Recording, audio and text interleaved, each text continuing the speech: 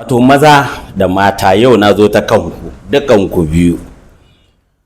Wasu mazan lusarai ne, sai su zo su zauna wai suna taɗi da matansu da 'yan matansu a waje, sai su yi ta cin dindiniyan na gidan.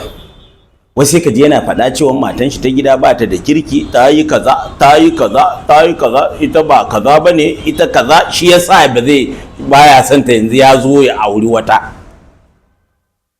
Ke kuma da yake so kuwa ce ba fasa kan wancan din yayi ba, sai ke kuma kina ganin ai ya miki ne saboda ke kina ganin kin haɗu ne yanzu yake miki wannan. Ki san cewa ke ma gobe za a zo a kafa naki bayan kin shigo ciki. In dai zai ƙara na uku sai kuma ka ga ke ma yanzu ke ne za a zo wai dube ta, ai ita waccan na ai ta ce ma was, haka zai gaya wa waccan. To inda ni ku ne, idan namiji ya zo ya fara cin fuskan matarsa ta gida, wallahi zan dakatar da shi, kuma zan nuna mishi ɓacin raina, zan nuna mishi cewa shi ba adali ba ne, saboda rashin adalcin shi ne ma yasa ni ba zan aure shi ba yanzu, wallahi. Amma da zaran kin nuna farin cikin kin yi kaza, to ke kin nuna ke ma wata jaka ce, domin kuwa me, wallahi wata rana da ke za a ƙare, da ke za a ƙarƙare wallahi.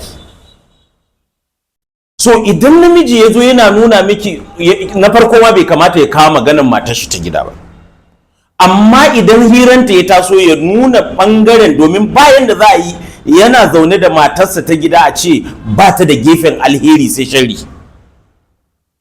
to sai ya ɓoye na sharrin ya nuna mata na alherin. To idan ya nuna mata na alherin, ya nuna ke za ki nuna cewa a wannan mai killace matarsa ne, mai yin adalci ne, shi yasa ma yake faɗa min irin halayyanta na kirki da sauransu. Gobe ni ma in na mishi wani abu zai nuna mini bangaren, ai ba ita din in mai hankali ne ta san akwai bangaren da ita ma take muna na mijin, amma ya ɓoye wannan bangaren. Saboda me, idan ka wayin zaka ga duk tsiyanka dai alherin ya fi sharrin.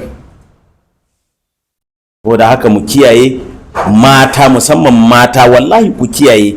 Kada wani namiji ya zo yana muku zaƙin baki don yana sai aure ku, kawai ya zauna ya ta shirga muku ƙarya a game da, ko kuma ya dinga muku wani ƙarya a game da matarsa ta gida. Kuma wallahi maza mu dinga ƙoƙari. Matan nan na gida da ka ganta nan yanzu, kai kafi kowa sanin da ba haka take ba. Wallahi ta zo yanda waccan nan, watakila ma ta fi na wannan garau. Kwarai kuwa, saboda matan nan na da wallahi sun fi kama kansu fiye da matan yanzu. To amma kika ka zauna ka mutunta wannan, domin inda waccan nan ta zo a zamanin waccan nan matanka na gida ne, watakila da ba haka ba, da ba haka zaka ganta ba, da yanzu watakila a firgice ma zaka ganta wallahi kamar an koro ta. Saboda haka ni dai kokari na da kuma kira da zan mana shine, don Allah idan kana son aure kawai ka tafi kana son aure, ka nuna kyawawan halayyanka. Idan kuma matanka na gida ne, tunda ba sakanta kai ba, ita ma ka nuna kyawawan halayyanta, munanan ka kokari ka ɓoye su, don ko a gaban Allah kai ma kana son a ɓoye wasu munanan halayyanka, ko kana nufin kai ma baka muni ne?